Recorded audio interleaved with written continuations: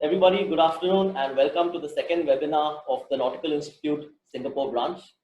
The first one on supporting seafarer well-being ashore and at sea was held last month on the 20th of May.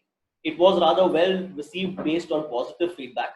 And in case you all missed out and would like to revisit the discussion, the recording is available on the Nautical Institute Singapore's LinkedIn page. I once again would like to remind all our viewers that unfortunately, due to the extraordinary COVID-19 situation we have been faced with over the last few months, our Singapore branch annual seminar, which was supposed to be held at the Singapore Convention Center, has been postponed and is scheduled to take place on the 14th of October 2020. We trust we have your understanding on this and look forward to your enthusiastic participation as usual to make it a success. I would like to pass the microphone virtually to our branch president, Captain Yves van der Boon, to share with us briefly on the branch activities and introduce our expert panel for today. Yves, over to you. Thanks, Harry. And good afternoon or good morning, everyone. Thank you so much for attending our second webinar. Before I introduce the panel, let me tell you two things or 2 minutes about the Nautical Institute. For those of you who are not yet a member or who do not know all the benefits that actually come with being a member of the Nautical Institute. We are a global independent body for maritime professionals. We are by seafarers and we are promoting standards of the maritime profession, both afloat and ashore. The Nautical Institute was originally founded in the UK in 1990, but has now grown worldwide with quite a large number of members. It is not only seafarers that can be a member. Sometimes people think that you have to be a captain in order to become a member of the Nautical Institute, but that's not true. Anybody that is involved with the maritime industry can be a member. In Singapore, the branch was founded in late 2015. We had our first committee meeting and conferences in 2016, and we now stand at about 200 members just for Singapore. I would like that to grow though, so anybody who is not yet a member of DNI and is in and around Singapore, by all means, please do sign up. You can go to the Nautical Institute's website and from there you can sign up as a member. Some of the member benefits that you can get will be that you have professional recognition of your standards. You can put it on your CV that you are a member of the NI. You can network with your colleagues within the NI. There is quite an extensive LinkedIn group that talks on a variety of technical matters and others. You have your voice at the IMO. The NI has NGO status at IMO, so we do promote the training and standards of seafarers at IMO. You get once a year a free VideoTel training. So any member once a year can receive a free VideoTel training. That alone already covers your membership fees. Signing up to be a member only costs about £140 per year, so that's not really much. And of course, you also get the Seaways magazine that comes with being a member. If I can introduce our lists, let me start with Harry as our moderator this afternoon. I think most people will know Harry. He is now the regional head of business relations at Ship Owners P&I Club here in Singapore. He has been sailing for over 17 years on a wide range of vessels, including deep sea, offshore, and more coastal vessels. He joined Ship Owners Club in September 2009, where he at that time was looking after the loss prevention department and the survey program for the club. Since last year, he assumed a larger role as the regional head of business relations. And I'm also happy that Harry is vice president of the Singapore branch of the Nautical Institute. We then have Michael Phoon on the panel. Michael, do you want to come on? Michael heads the Singapore Shipping Association as the executive director. He is championing Singapore's maritime interests at way too many different levels. A few highlights out of his quite long resume.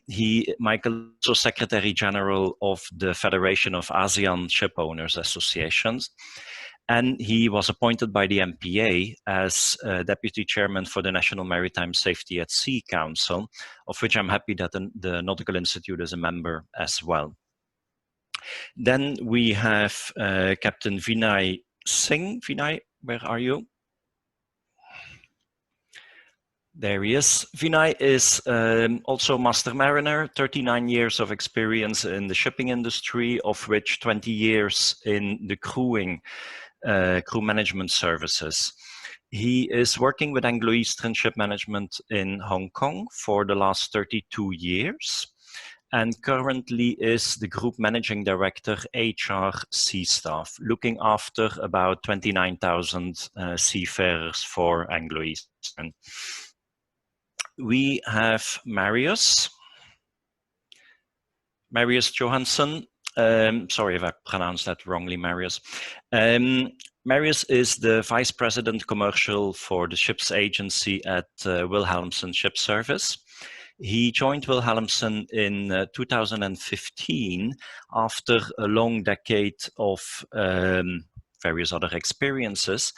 I thought was notable was that he was awarded top 10 technology leaders in 2018 by Lloyd's, as well as top 100 young leaders in Norway. I think the panel that we have this afternoon will be really good to talk about this subject, but I'm going to hand it over back to Harry so that he can introduce the topic. Thanks, Harry.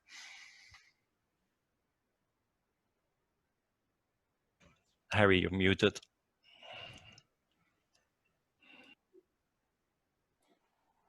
Okay, Earth calling Mars. I'm here. Sorry, just right. So thank you, Yves, and yes, indeed, very interesting panel as such, and I'm sure they will want to share a lot with us today. They've been hands-on in making crew changes in Singapore reality.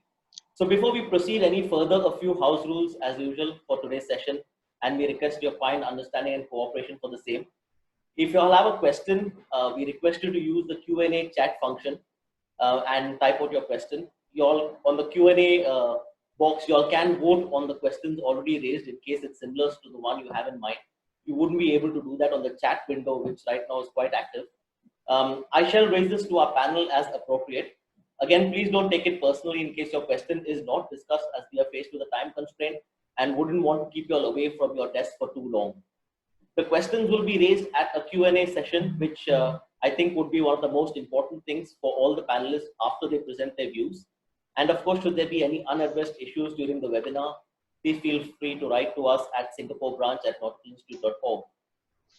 So ladies and gentlemen, swiftly moving to our topic of discussion today.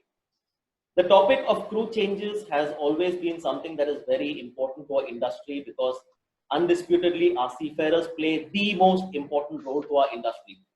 Bottom line is without them, there is no shipping. Unfortunately, COVID-19 brought the world to its knees and any movement of personnel, whether landlubbers or seafarers, domestically or internationally, came to a standstill. Sadly, with most governments imposing lockdowns to combat COVID-19, it became impossible to effect any crew changes. This has led to many seafarers having to remain on board well past their contractual period, and with the efforts of many shipping administrations and industry bodies, such as the Singapore Shipping Association, there appears to be some light at the end of the tunnel. I would like to remind all our viewers that we are mindful that there are some rumbles in the news regarding the adequacy of facilitation of crew changes and the overall performance of some certain shipping hubs. We are also mindful that an overnight news article regarding encouraging the seafarers to down tools and to go home has also sprung up. So before you all decide to vent your frustration on these topics in the Q&A, I would like to reiterate that the focus of this webinar is not to discuss various opinions on performance of governments and whether they're doing it well or not. This is beyond the scope of this session and also beyond the remit of our panelists. It is mainly for them to share with us on the process and hurdles associated with the crew changes that have taken place till date under COVID-19 restrictions. I'm sure most of us would like to hear these ground zero experiences straight from the horse's mouth. My apologies to our esteemed panelists. I'm sure I meant stallion, not horse. Hence, my sincere request to the audience, use your discretion when posing questions to our panelists that they are in line with the topic of discussion. If the questions are not relevant or considered inappropriate, they will not be presented to our panelists. As the saying goes, there's a lot going on, please don't shoot the messenger. Before we turn to our first panelist, Michael Phoon, I would like to share a very short video clip taken by him a few days ago during a crew change operation showing incoming seafarers arriving at Singapore's Changi airport and being grouped by their vessels. I'm just going to share my screen with you all. Just bear with me. I'm not exactly a tech savvy person, but I'm managing to survive.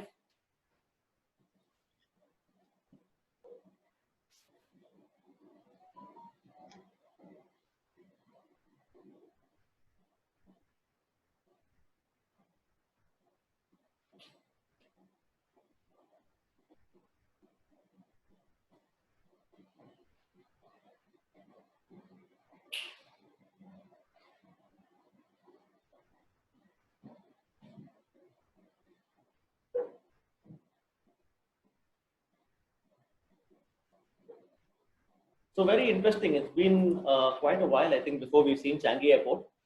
So Michael, you actually need no introduction to our viewers in Singapore, and the selfless hard work that you and the fantastic team at SSA continually perform on behalf of the shipping industry speaks volumes by itself. A show of hands for the SSA and our full appreciation from the Nautical Institute and the industry. Busy as you are, thank you for finding the time today to share with us the experience so far. Michael, the journey so far definitely has been anything but smooth.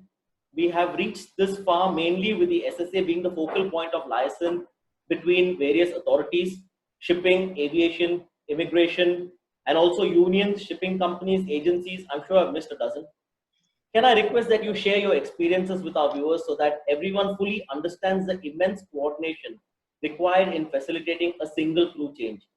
I'm sure many of the mariners would like to think that once the clog in the pipeline has been cleared, it should be cargo smoothly flowing and discharged.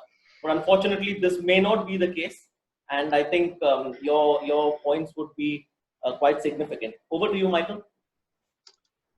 Thank you, Hari. I think, so first of all, I shouldn't be taking the credit. There is actually a bunch of people, a core group of members that we have crafted out as work group that were behind the scenes to help to make this happen in that manner itself.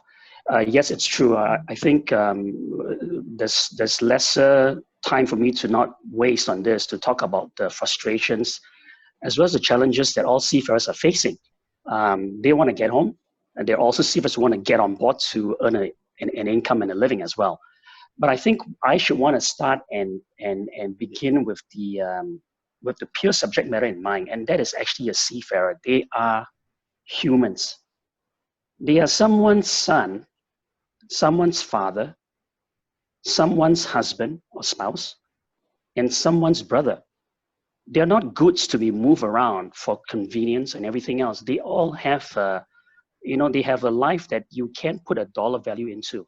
That's the key thing, right? So we have that in mind, and that's what we're looking towards. So we want to find a way to move these people in the most safe and responsible manner.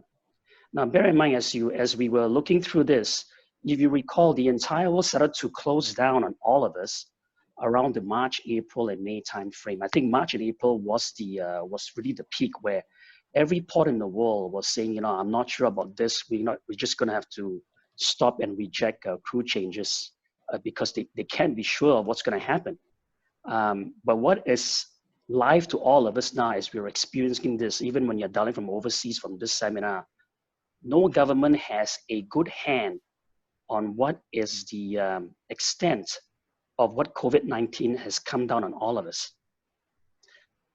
This morning, I was just turning on to CNN News with New Zealand, who was the first star country to say they've kind of beaten the virus. They just open up again. They're really now seeing about fresh second wave. I won't call it second, but a 9 imported case of COVID-19 visitors coming in. Beijing is another example. Yes, they're in China. They are also a city that was far removed from Wuhan. They managed to beat it, but now they realize they've got another wave coming. And right now, I think as you read the papers today, they're scrambling to try to contain it. Now, I'm detracting from from what we're looking towards too, but we have to bear this in mind. When we first started out the work group, it was I think 10 weeks ago on April 14, if I'm not wrong, April 14. Even way before the 2 weeks, I actually had a chat with another co-chairman who's not here today. Hopefully he would be able to join us another time. Tim and I were saying that, let's get together and try to get this work group going, invite a few people into the core work group to figure out how we can actually move forward. And also at the same time, understand the process behind a ship management, a crewing manager, as well as an agent to see how it works so that we can actually craft a guideline to figure out how we can actually move this forward. Now, this is April 14. I think all ship owners would also realize the time track that I'm trying to share with you. It was only until around maybe April 27 or so, we got the first draft of a protocol to facilitate crew change from ICS. This was just a skeletal draft. We had nothing yet.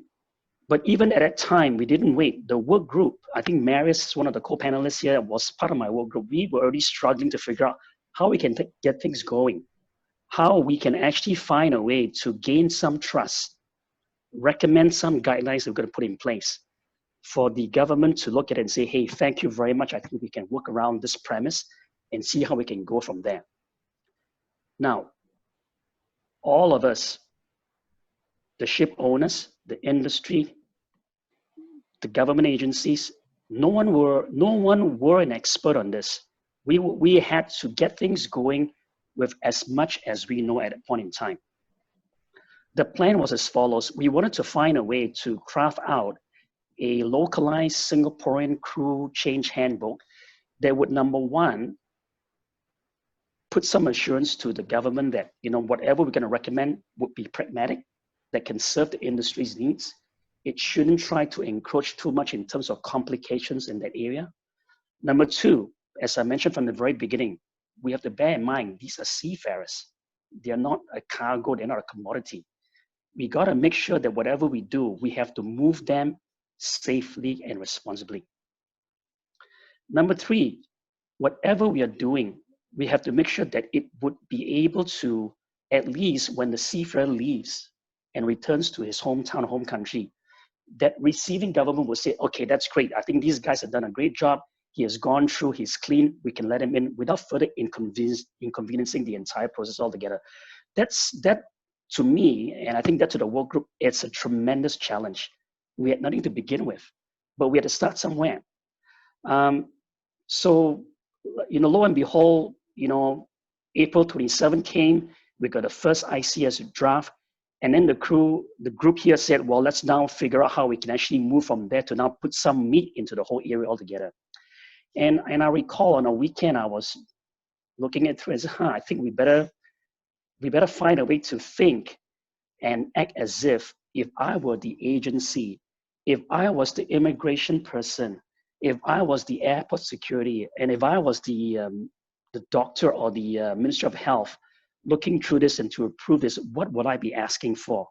So we had to put ourselves in the shoes of these people and also in the shoes of the seafarers to figure out how we can actually try to marry it up. And you can imagine, we had to really walk through it if we have to in our own minds because the airports were closed, we can't get there, right?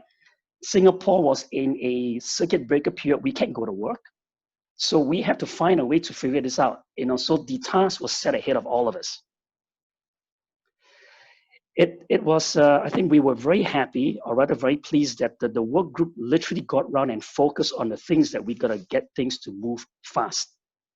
The first thing we're going to do is to reassure the shipping industry that, look, yes, there's a bit of a clampdown, but stop your shaking, stop your strong, passionate feedback. Let's group together. Let's look at the important things we need to move first, and let's figure this out. So we prioritize a couple of things. Number one is to first of all find out and ask the MPA, what are the constraints that they have? Because it's one thing for us to work on our own silo and not understanding from the authorities what are they working with in terms of their constraints that they have. Now, we're in Singapore, I think it's quite difficult. We realize that the Maritime Port Authority of Singapore alone don't make a decision. They have to be beholden to a joint ministry task force. We've seen it every week. There was an update from the joint ministries, and they decide on what goes and what doesn't go. So what entailed was that we finally got together and made some concessions, and then we had an enhanced Port Marine Circular that came out on the 22nd of May. I think that, to me, was signifies our first milestone check, that the work group now has been gaining some traction. We've gotten some credibility to get things going. It wasn't really much to go on, but I think it was a great first milestone progress that we made. I think it helped the work group a lot. We felt a lot more energized because we knew that the work they were doing behind the scenes, while entertaining and getting valuable feedback from the ship owners, from the agents, from the crew managers, we were taking everything in perspective, trying to populate nicely. And all those came out in a few concessions that we had in Port Marine Circuit number 26 that came out in 22nd of May. We didn't stop there. We knew that, yes, the concessions were great, but was it good enough? Frankly, it wasn't. But it wasn't time to complain. I think it was time to celebrate a few successes that we had, and then let's move to the next one, right? So it came upon in time where we hear a lot of feedback that there are certain things that is in place that is still not practical.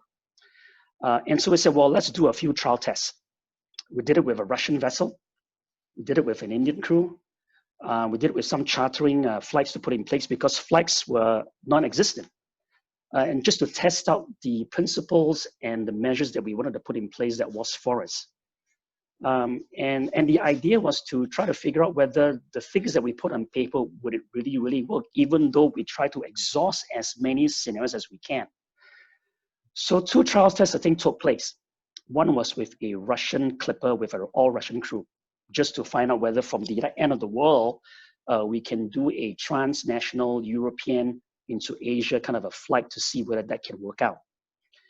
In the meantime, we were also trying to figure out how we can do one for India. You know, India and Philippines, as we all know, are the 2 major nations that actually produce and supply a lot of maritime manpower to all of us. And so the 2 trial tests took place. Yes, it definitely wasn't smooth. It was definitely very painful. I think just for one ship, I received, just for one ship, in 1 week, 54 emails on my in tray. So you cannot imagine how much we had to go through in those areas itself.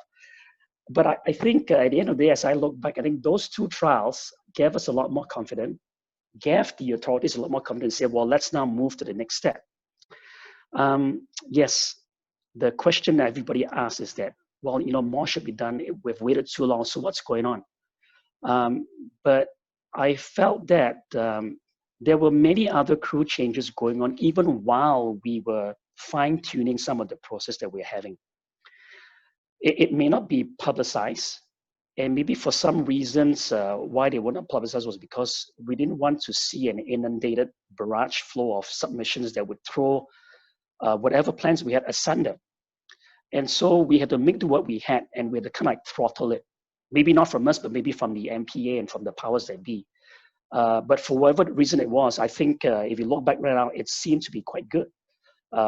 We have certainly put our guidelines in place.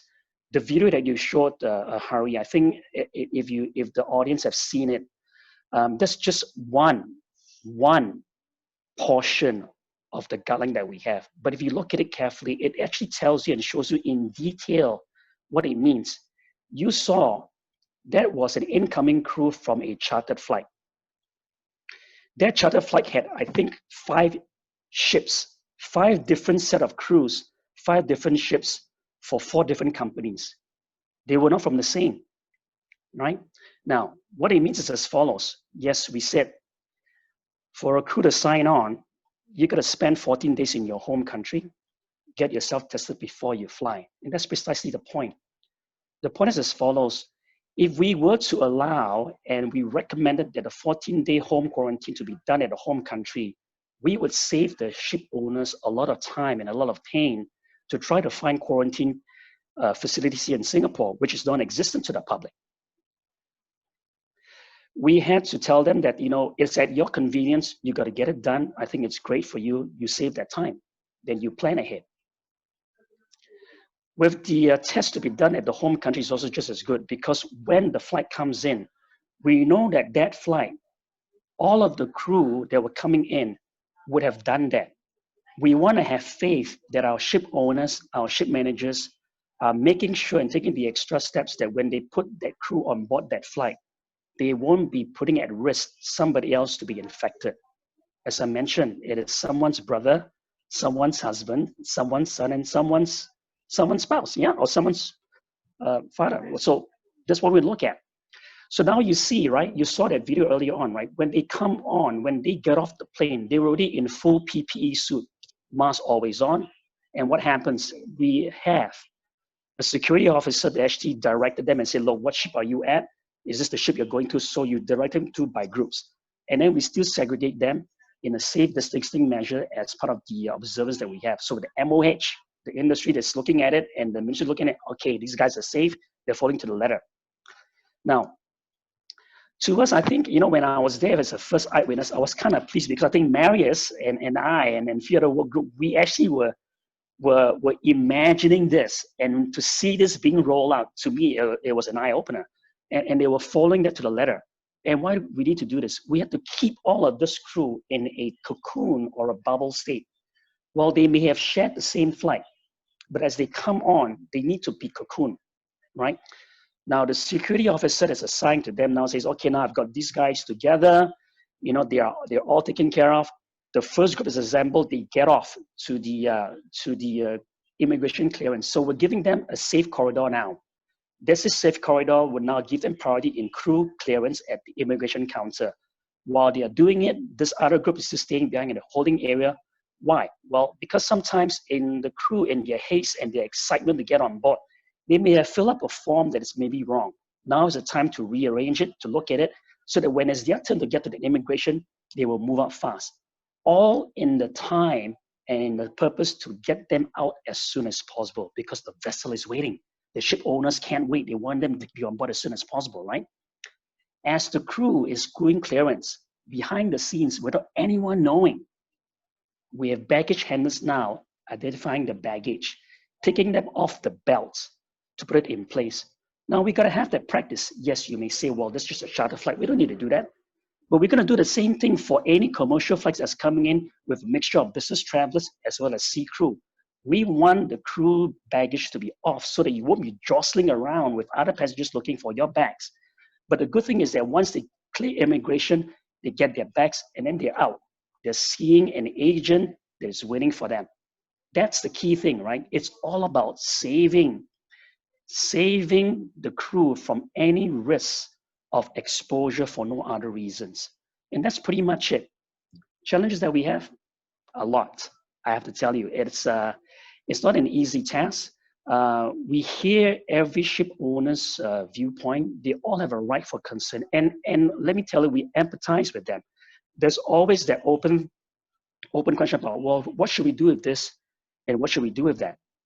So, you know, thank goodness so far, nothing has happened yet. Whatever we had tried to go for with all of the mitigation factors in place have helped us in making it very smooth so far.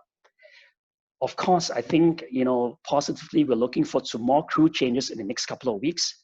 You've heard from the press. I think the MPA is saying that right now they've approved up to 4,000 seafarers. Now, is it enough? It's not enough. Of course, it's not enough. But I think we have to move a step at a time. I ask for patience for the ship owners. You know, I am not defending on the authorities alone, but I feel for them. But I also feel for the ship owners. We're caught in between, and the best we can do is to make sure that we want to make sure that every crew change going on right now should not fail. It should be as smooth as we want it to be. I think I've spoken enough. I want to give out my time to the rest of the panel, and then we can come back to me later on. Thank you, Harry. Sure, thanks a lot, Michael. I think indeed there is a lot taken in, and to realize that the expectations on all fronts need to be managed because there is so much of coordination that needs to be done. thanks for sharing for this. I mean, for us sitting on this side, we probably wouldn't have realized the amount of intricate details it takes to get everything together, and it's not just once the pipeline is unclogged and the cargo is going to flow all the way through. So thank you very much, Michael, again. We have got pampered before this pandemic that everything was smooth, but like we all keep saying, this is the new normal, and I think it will take some time for things to settle down. Fingers, toes, everything crossed that it comes there very soon. I would like to move to our next panelist, Captain Vinay Singh.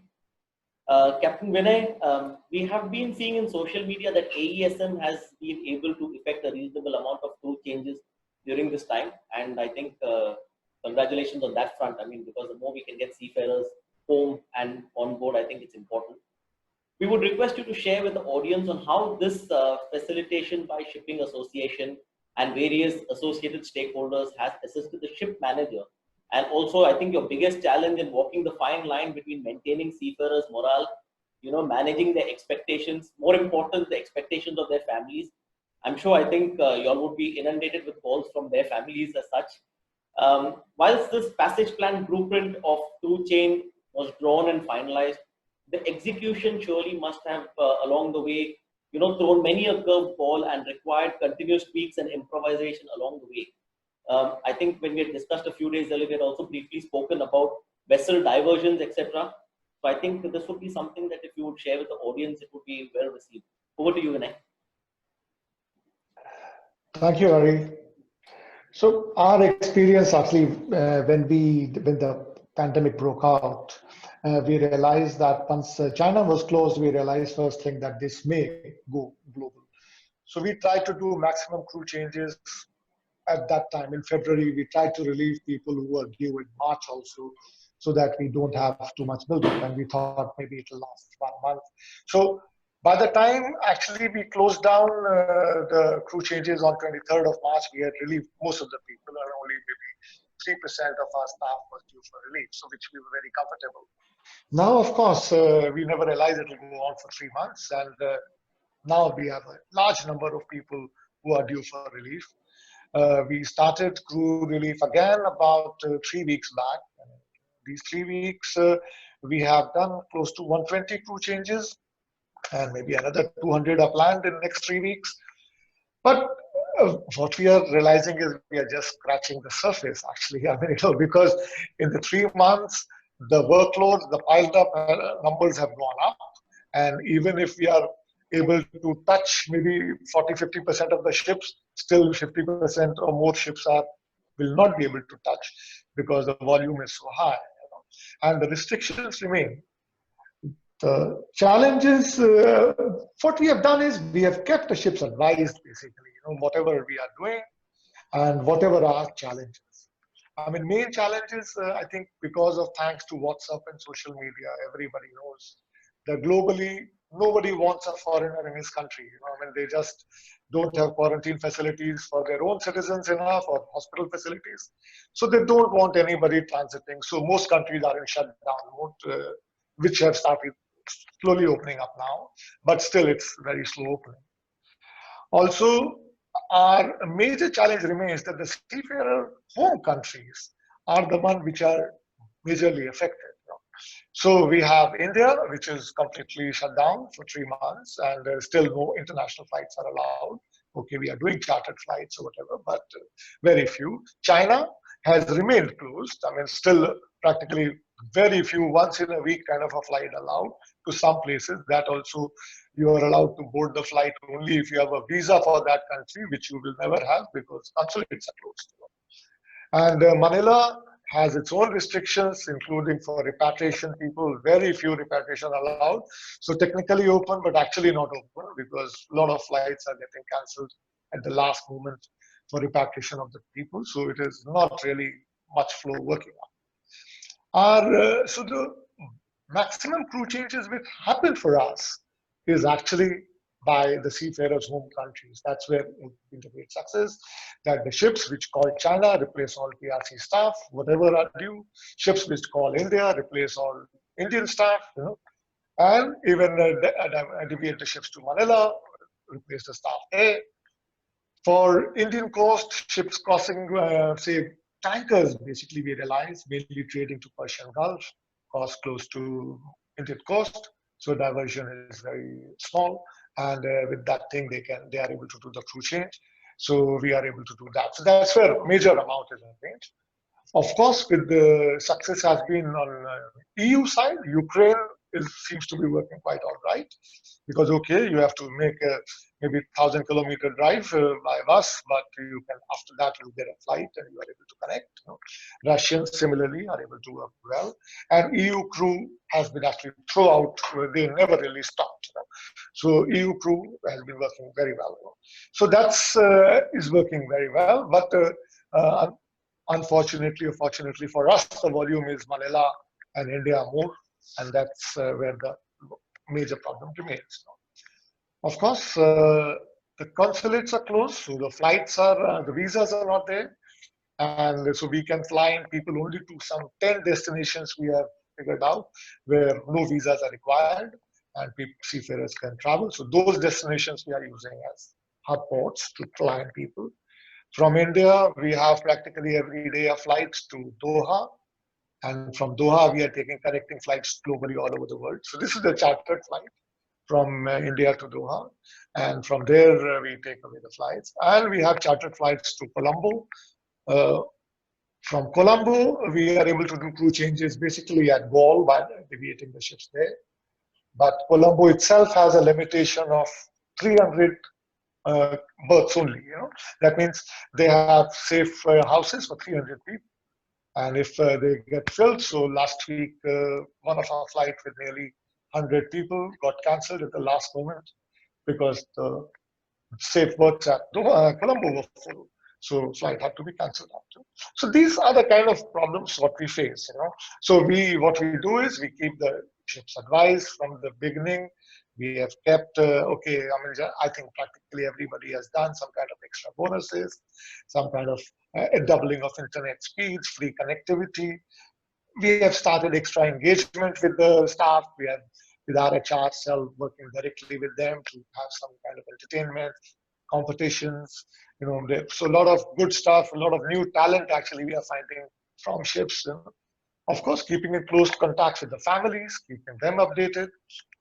Unfortunately, I mean, India itself remains in lockdown, so our own staff is working from home, which creates a further problem.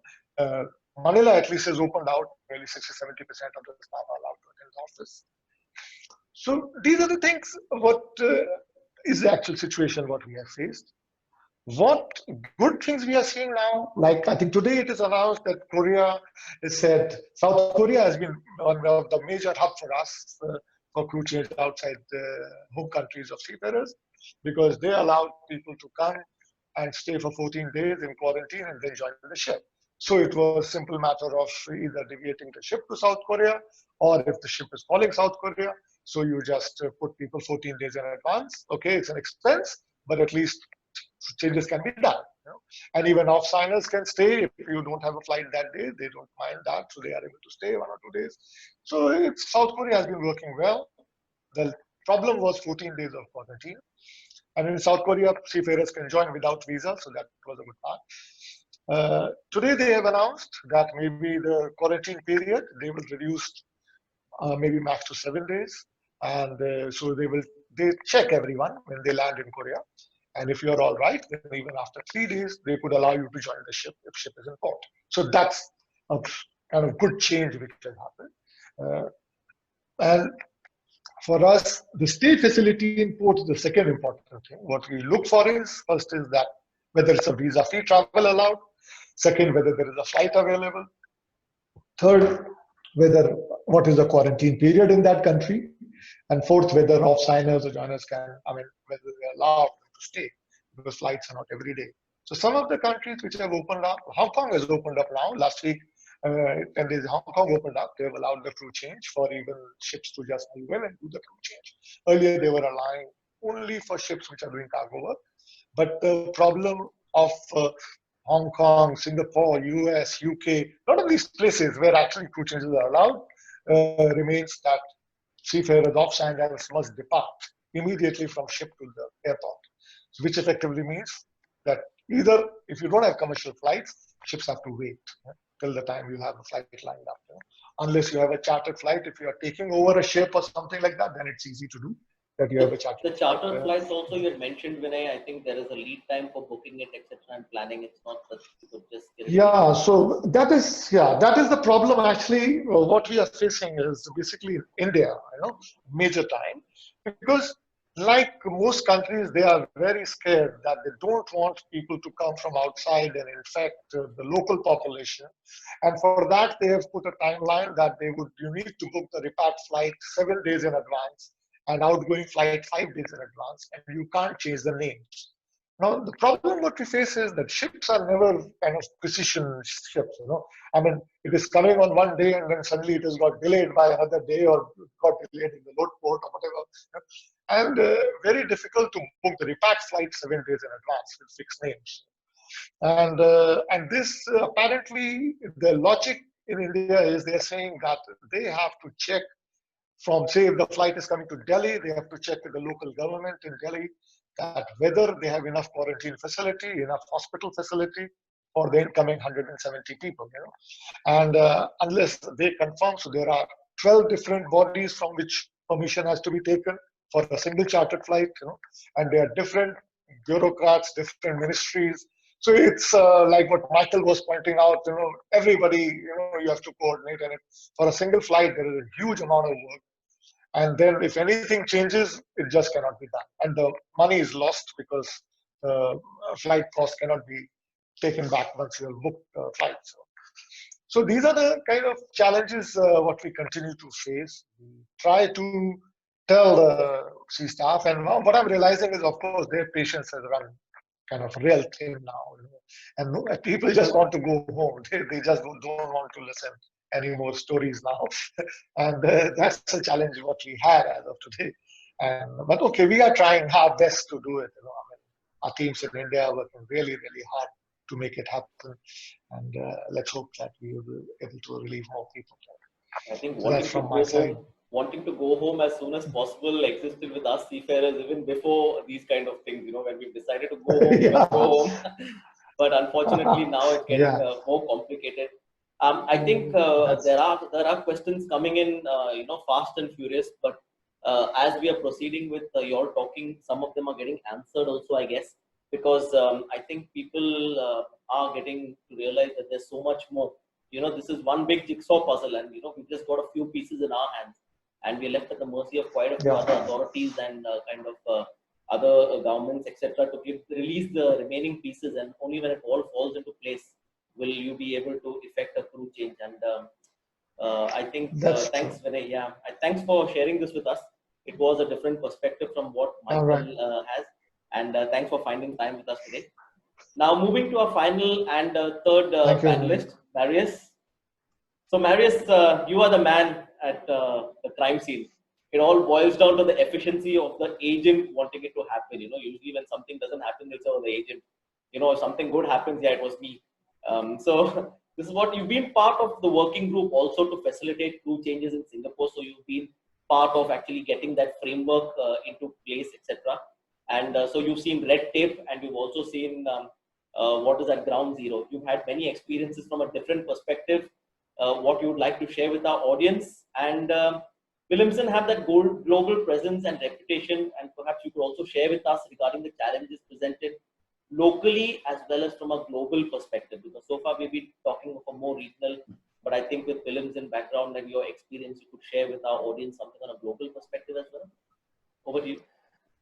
Thanks, Harry. I think a lot's been said already between Michael and Vinay, but I think from a sort of ship agent point of view, of course, it's as difficult for us to do our work these days as it is for everyone else, with all the restrictions in place. And I think just to piggyback on what Michael said earlier regarding receiving 50 emails just for one vessel, I think if you look at the normal crew change for us, we would also receive or do anywhere between maybe 50 to 100 emails, sort of with everything involved.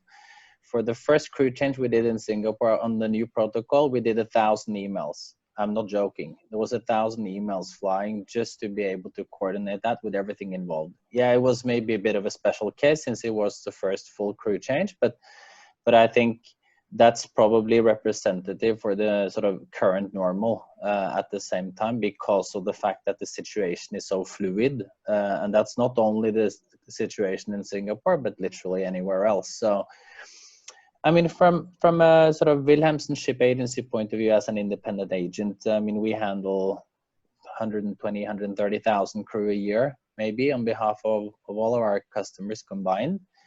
And it's safe to say that, same as Vinay is saying, there was a good surge in crew changes done during the months of February and early March, upon which, of course, it's been very quiet, literally around the world. And I mean, if you disregard UK and Canada, there hasn't actually been a single country globally, not to my knowledge anyway, where there's been almost no restrictions.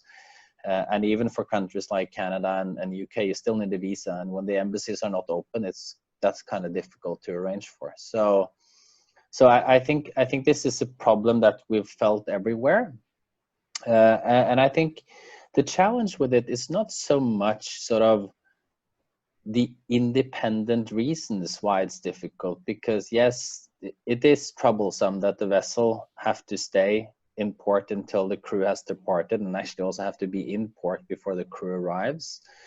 And it's also challenging that there's a lack of flights, and there's also challenges that crew can't move sort of easily in and out of the main crew home countries.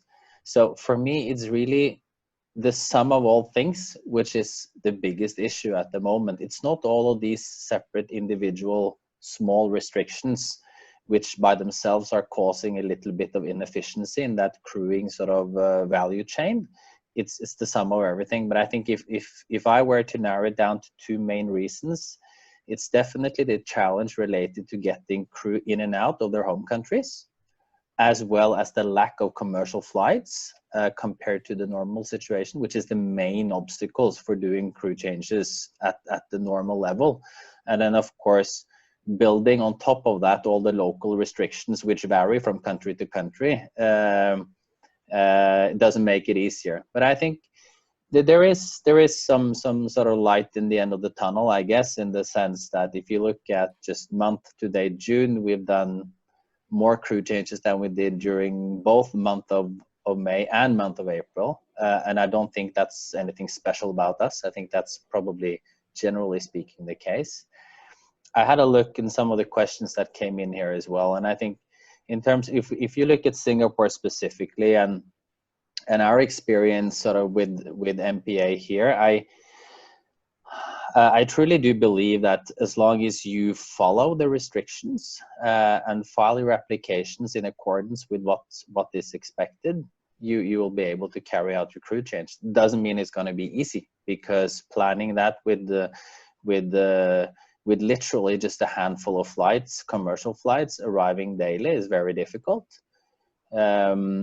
But I don't think it's because of a lack of will on the MPA side. It's just, as I mentioned, it's the sum of all things which makes it difficult. And there was also some questions here regarding Philippines. In addition to being part of the Singapore working group, sort of creating the operational protocol for crew change here, we have also been part of an alliance of companies trying to create also sort of a safe corridor passage in and out of Philippines.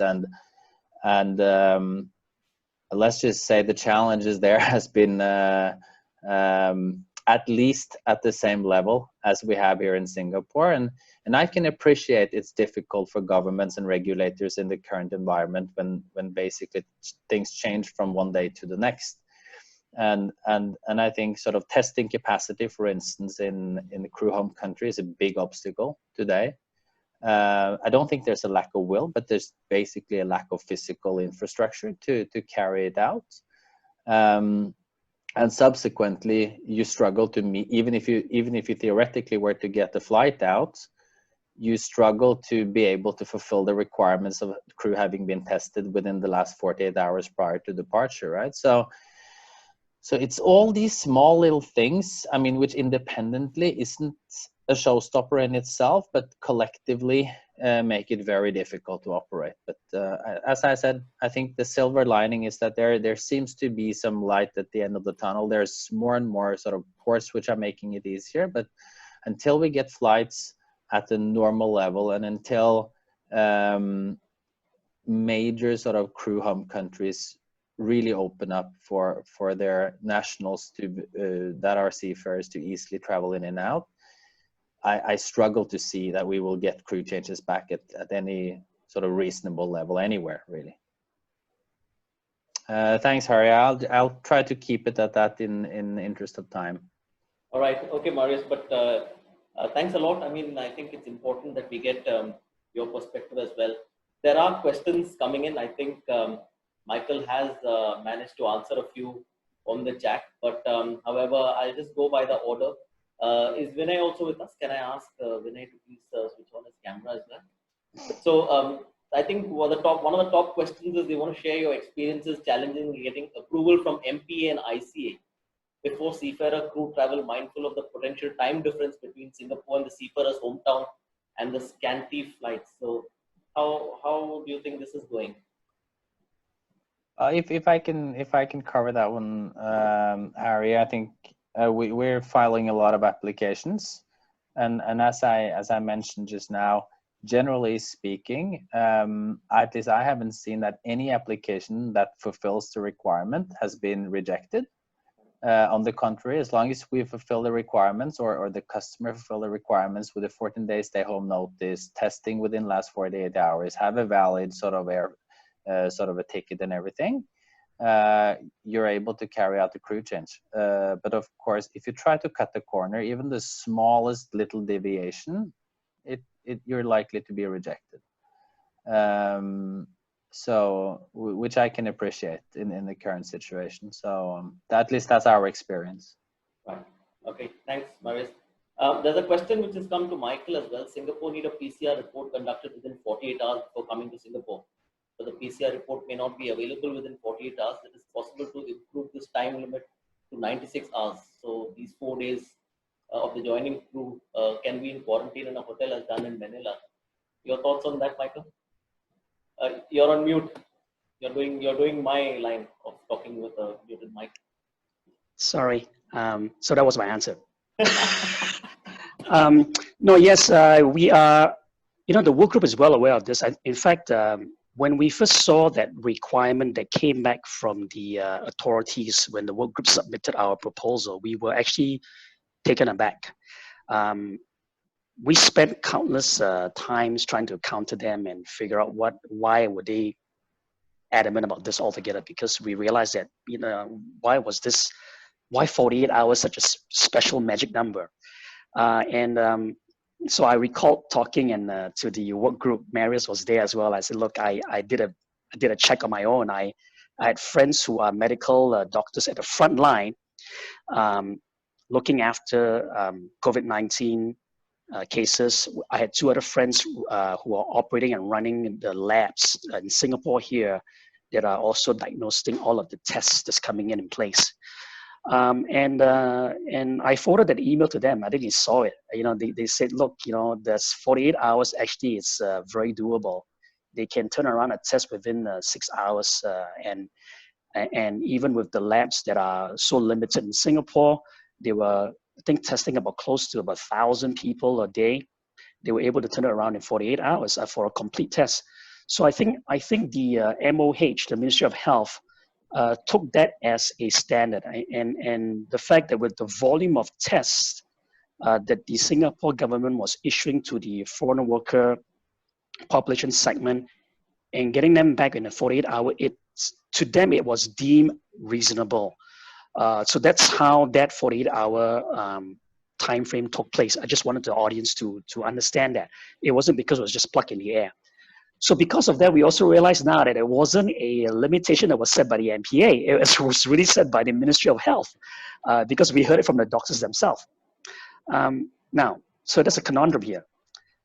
Obviously, in Philippines, first of all, they were hampered by 2 things. Number one, there was a lack of testing facilities.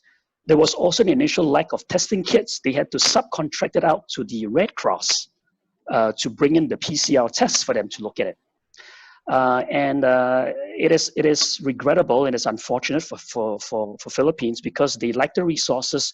So for whatever it's worth, I think Red Cross is doing their best to try to accommodate and to put it in place.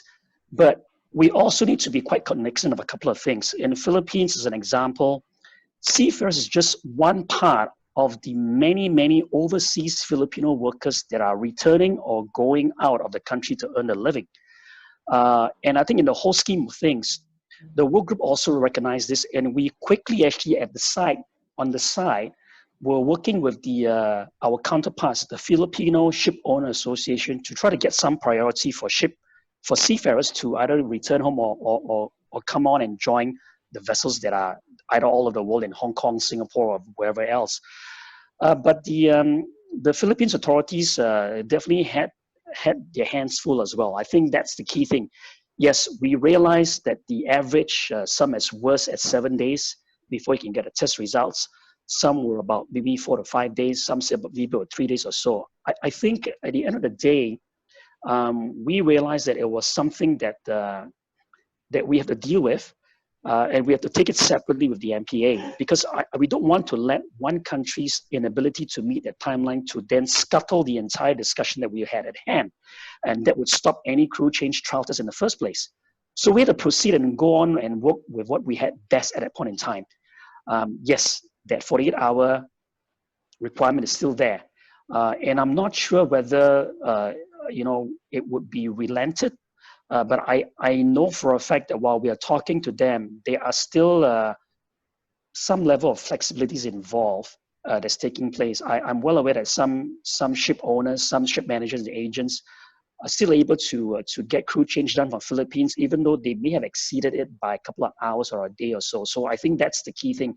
No one's going to want to say, okay, we'll relax it by 3 or 4 days or 5 days or so, because then you get MOH saying, no, that's not going to happen. MPA, stop it. I'm going to cut off everything. So we have to walk that fine line. We have to be very careful about this. We got it to work right now. Let's bear in mind right now, we've got an open channel. There is still no business travelers allowed to come back to Singapore. There is still Singaporean PRs with employment passes, work passes, not able to come in at all. So we are walking on a very precarious balance right now. We want to make sure that we can maintain that, we can hold the integrity and maintain the government trust that this is working out. So that's what we need to do. We have to be strategic about this. Let's move the big rocks as much as we can first, and we come back to this in a short while. I'm asking now everyone to hold on and be patient about this. All right, thank you. Thanks, Michael. There's another interesting question from Jillian, that the protocols of IMO Circular Letter 4204 Addendum 14 have many specific requirements with the different periods, including medical tests, COVID tests, luggage carrying. How are we able to prepare the seafarers for the activity to manage expectations and assist with smooth transfers? I think, Vinay, this would be able to something like, how are you preparing the seafarers for travel? So, Harry, we have prepared a full booklet with the pictorials and everything, which is given out to the people joining ship. And so it's a full instruction booklet. It gives all the directions from IMO and all other sources, from ICS, whatever is the collective guidance for Anglo-Eastern staff, that what all they need to follow before they travel and how they travel. So these are the COVID guidelines what we follow for us. And it meets all the requirements. And then because it's given in such a way that people can refer to it all the time during the travel, and they follow. So that's the one, because at this point of time, of course, there is no time to train up anybody or give separate guidance. So it is basically relied on pictorials and briefing before joining to how you. Yeah, there are actually a lot of questions now which have come in initially, as well as for Manila. Any idea? I mean, there's a lot of problems about crew change in Philippines as well because of quarantine, etc. And they are finding it much easier for Croatians, Ukrainians, Russians, etc. But I think Filipinos, we have answered that in the different chats, saying that it is difficult because of their own quarantine and then getting the visas, etc. Travel isn't really smooth, if I may be permitted to say on yours. There is a little bit saying that is our chartered flights going to become the new norm for crew changes? Yeah, I think for the moment there is no other solution because the countries don't want to allow normal people, like what Michael pointed out, that people with PR and work pass are not being allowed to return to Singapore. So the moment you allow a commercial flight, then everybody puts on to this. In India, we are talking about something called Seafarer Express, that we would have dedicated flights only for seafarers, where this requirement of 7 days advance reporting and all may be done away with. So these are these are the only things which will work actually, if you want to allow only a particular group to travel. Right. If I can add to that, Harry, I think up until now, of course, we see a lot of chartered flights, or not a lot, but I mean, relatively speaking, a lot of crew coming in on chartered flights. I don't really see that becoming a new norm. I mean, simply one thing is that the costs is completely out of proportion, but also for the individual customers, it's really difficult to organize this at volumes which can even sort of justify it, right? So and then also knowing that you need to have the vessel in port by the time the plane arrives and still in port by the time the plane takes off. You can't really match many ships together either, right, with sort of the same flight. So I think that's still gonna be the sort of occasional case where that's gonna happen. And I think if the good thing there is, if you look now, and we're in contact with a lot of the travel agencies in order to understand sort of how flights are developing. And if you're looking now already in the second half of June, you will have quite a significant increase in commercial flights. Now, not only talking about Singapore, but generally speaking, there's going to come a lot more international flights on stream. And then from beginning of July, it's, if not sort of at normal level when it comes to number of flights, at least most of the normal routes will be covered as before. So I think flights will become less of a challenge going forward. But of course, the challenge still remains. If you cannot bring more than 600 people into Philippines on a daily basis, then you can't really bring more than 600 out either, right? So and that will continue to be a challenge until those type of restrictions are lifted. But those won't be lifted until they are able to handle the situation in Manila with too many people basically being There held are up. comments that the facilities are overwhelmed. I think seafarers are going testing at PCR and they're not getting exactly. it. So, and that's what I mean with the sort of a fluid situation, right? Because I have every reason to believe that they are doing everything in their sort of capacity to sort this out. But it's like you go, I think it's as Michael said the other day, you go one step forward and two steps back, and we see that a lot, that despite all the hard work, there's things you just cannot control, right? But I think definitely testing capacity is something which is super important in these some of these crew home countries, and that will help a lot, both in order to repatriate crew which are signing off, but also then to be able to meet the requirements for on-signing crew to have a fresh test prior to flying out. And one thing is the regulatory requirements. Most of our customers have those requirements regardless, because no one wants to send a sick crew member out to the vessel and contaminate the rest of the crew, right? So, and there was a question on that, funny enough, regarding sort of the people in Michael's, or the crew in Michael's video, because they are all dressed up with suits and everything, and no, that's not the regulatory requirement. But a lot of our customers have that as a requirement, actually, that in order to minimize the risk of contamination, they would rather go over and beyond the regulatory required PPE, which I can understand. But rest assured, it's not comfortable for the crew to travel like that for 10, 15 hours. Yeah, I think Nick Paul here makes an important comment as well, saying that we have to remember it's not only seafarers who are going up and down, you know. We also have returning workers from all over the place in different industries as well. Yes, Michael, sorry, I cut you off. You were saying?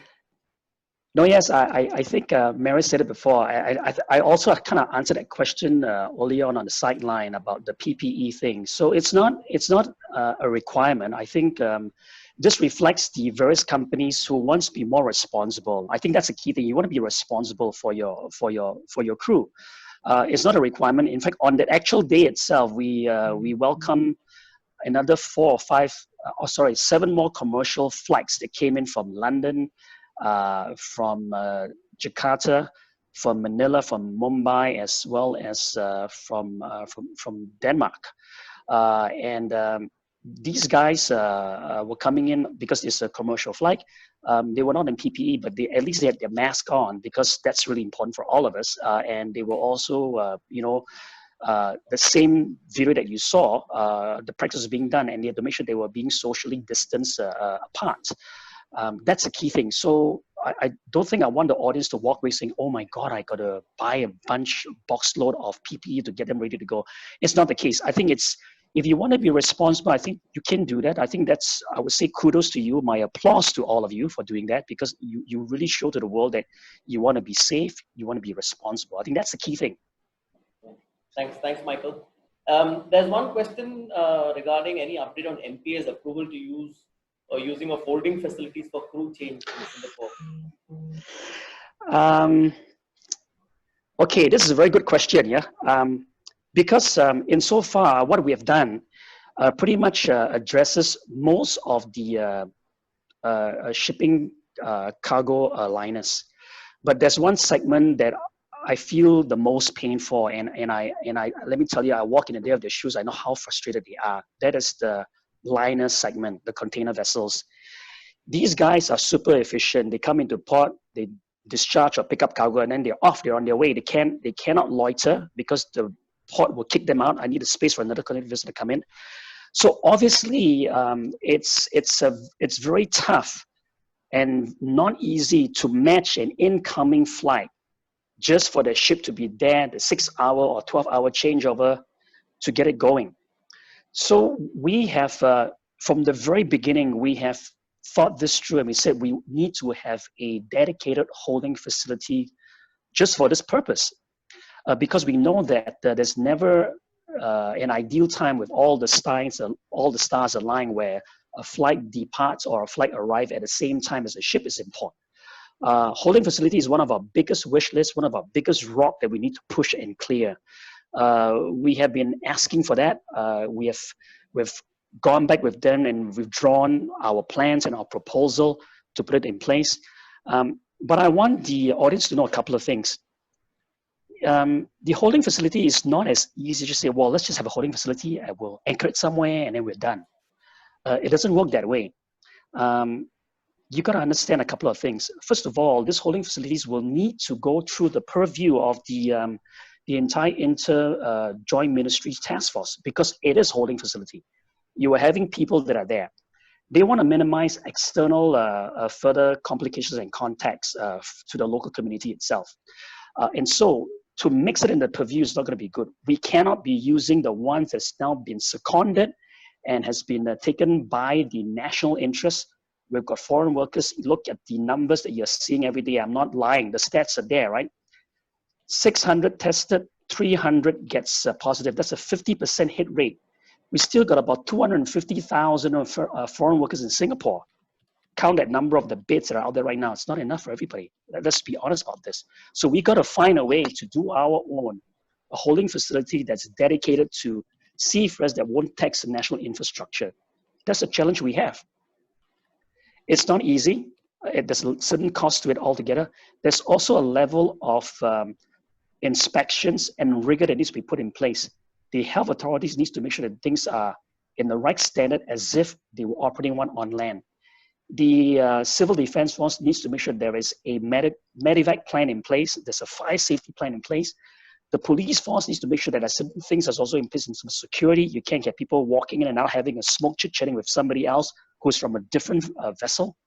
So it's a lot more complex than you think it is. We realized that on our own. I mean, we realized that we had to jump through that proposal to go through 6 agencies for it to get approved. Now, I can tell, maybe I can't see you guys, but I can tell you guys are shaking your heads. It's not going to work. I'm going to give up. We can't give up. It is a solution that needs to be done because we have to also serve the liner segment.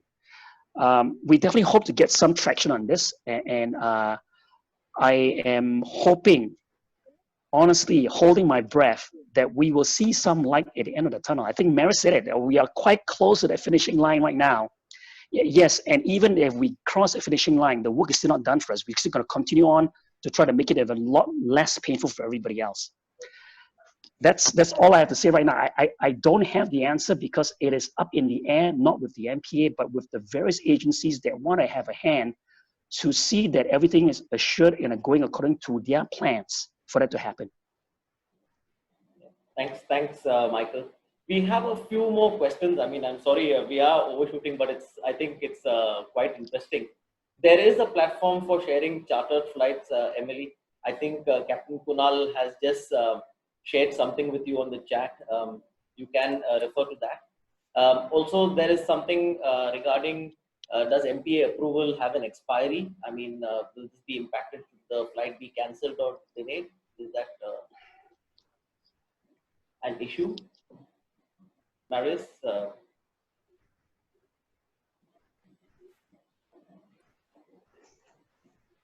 Sorry, Harry. I was on mute there Yes, for a second. There is a question regarding MPA approval and expiry. That's a very good and somewhat challenging question, I must say. So I think I think that might be subject to a case-by-case evaluation by MPA, because I think, well, basically what you can say is that every application is for a designated port call. And if that port call for some reason changes by a day, but the vessel is still in port and the crew just comes in a day later, but have still fulfilled their 14-day stay-home notice, their test results are still valid, and they have a new ticket, I would assume that it would be okay. But you can't apply for doing a crew change in like, I'm going to do a crew change in 3 to 4 weeks and then start planning what vessel am I going to do it on, with what crew am I going to do it with. As part of the application, you need to put down which crew is going to sign on, which crew is going to sign off. Have they been put on stay home notice for the 14 days required prior to sending in the application, or do you plan to do that after you've sent the application? So you need to follow these steps very carefully. I think and I can mention that as a sort of a heads up, if anyone has problems understanding the process, which I can appreciate because it is a little bit cumbersome, we have some flyers on our website which sort of details it step by step fairly easily, so that it's easy to make sure at least you make sure to do the necessary steps as part of your application. But I think, as I said, if you're like, if the vessel is running a day late, shouldn't be an issue. If the vessel comes 2-3 days earlier and your crew haven't been able to fulfill their 14-day stay home notice, I'm guessing it will be difficult to still have that application being valid. But again, that's not for us to decide, it's for MPA to decide. We just do our best with the application. I don't know, Michael, if you want to add anything to that. Silence is gold. There is one last question from Steen, and who would like to take that? Marius? Yeah, I can actually cover that, because I read that question and I had a quick look in our own systems to see in terms of what we're doing. So if you look at the month of May, April and May, we were probably doing around 10% of what is normal for us in Singapore. In the month of June, we're gonna do, based on how it is now with the availability of flights, 25 to 30%. Based on how it's looking now with the current flights. If the availability of flights increase significantly in the next 30 days, it's going to be more. If we are successful getting acceptance for and getting in place an accommodation option, and for the crew to be allowed to stay overnight for like a night or two on or off signers, it's going to help massively. So some of these things will sort of trigger much bigger volumes, but it's really difficult to predict what's going to happen in the next 30 days because it's so much subject to the situation in Philippines and India, subject to flight availability. But I think in particular with more flights coming in, I do expect us to get another sort of 5-10%, 20 maybe closer to normal levels. Yeah, but as Michael's saying, some segments like the liners, which are in port for, let's say, 3 to 6 hours, it is impossible to do crew change in the current environment, because you cannot land the crew after that vessel has arrived, get them to the vessel, get the off-standing crew off with everything that needs to be in place, and then on to the flight before the vessel departs. That's just not going to work. For a bunker call with staying 8 to 12 hours or some other type of cargo operations, it is doable with really good planning and a good proportion of luck. But for the liner segments, it's not possible without an accommodation option. It's that easy. Thanks, Marius. I know, conscious of time, Yves just quickly switched on his camera to kind of show us all away. But I think, Michael, something you would like to add, Michael, before we wrap up? Yeah, so I want to add a couple of things. Oh, sorry, just one item. You know, I want to let the audience know that, you know, we all of us are in different times now. I think we have to understand that we're no longer back to where we were before. So the sooner we can internalize it, I think the better for all of us. I know that all of us want crew change to be fast, to be safe, and to be easy without all the complications. But I think those three things can come together. If you want it to be, you know, fast and safe, it's not going to be easy. If you want to be fast and no complications and no controls and no jumping through hoops, it's not going to be safe. If you want it to be easy, no complications and safe, it won't be fast. So that's pretty much the key thing. You know, be aware of it. I need your patience. The holding facility, the 48-hour testing, we hear you, we got you. The teleconsult, someone mentioned earlier on, I think the high doctor cost about fit for travel. We are all planning that in place. Like I said, I am holding up my breath because I'm seeing some progress. We are pushing it nicely. Hopefully we're going to push those big rocks off that cliff, and then we can get on with our life and get going, because all of us want that. We want our brother, our son, our father, and our husband or spouse to go home or to earn a living. That's what we want. All right, thank you. Thanks. I think Yves is furiously WhatsApping me saying close, so I can hand over the mic to him for him to do his closing. Yves, over to you. Thanks, Harry. I'm just being conscious of time because we are overrunning here, but I think it really was a very interesting discussion that we had there this afternoon. Can I please big thank you to Michael, Marius, and Captain Vinay for their time to come on here to give us an hour and a half of their time and to answer in detail all these questions that we had. So a big thank you to the three of you. A big thank you to Harry as well for expertly moderating all the various questions that were coming in hard and fast here, and getting most of them actually, I think, answered. So thanks, Harry, for moderating that. Thank you also to Ship Owners Club for kindly sponsoring the Zoom session, because we had quite a lot of attendees and a free Zoom wouldn't do it anymore. So thanks to Ship Owners for that. We had at the height, I think we had close to about 180, 190 people attending the webinar. So that's really good. For those that would want to see the webinar again, towards the end of the week or early of next week, I'll put a recording online, which you can find on our LinkedIn. So there you can find you can listen again to the conversation. If you have any further questions, please do just email us. I think my email is somewhere there. And we will then try and provide an answer to you. Also, please follow our LinkedIn and our Instagram so that you can stay up to date on the next webinar that we will be arranging, or let us know if you have a good topic that you would want us to talk about. So again, thanks very much to the panelists, to Harry, and thanks to all of you for attending. Have a good day and see you next time. Bye-bye. Thanks, everyone. Yeah, see you all. Bye-bye. Bye. Thank you. Bye-bye.